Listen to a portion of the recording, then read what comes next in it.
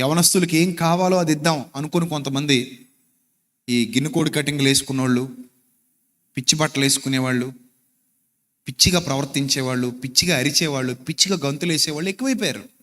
అందుకే సెమినార్లో చాలా స్పష్టంగా మాట్లాడాను.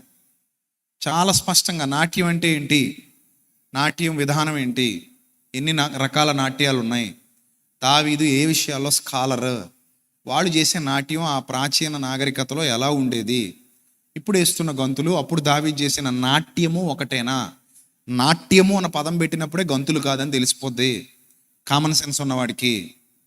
పిచ్చి గంతులు నాట్యం కాదు, వెర్రి కేకలు నాట్యం కాదు, పిచ్చి అల్లరి నాట్యం కాదు. ఆ నాట్యం వేరు, దాని కొలతలు వేరు, దాని ప్రమాణాలు వేరు, దాని పద్ధతులు వేరు. అందుకే మీకు అన్ని చూపించాను స్క్రీన్ మీద.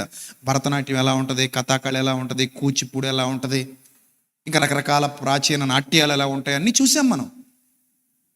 ఇది ఒక స్కాలర్కు ఉండాల్సినటువంటి జ్ఞానం, వివేకం, తెలివితేటలు, బైబిల్ని ఆలోచించి అర్థం చేసుకునే విధానం అది.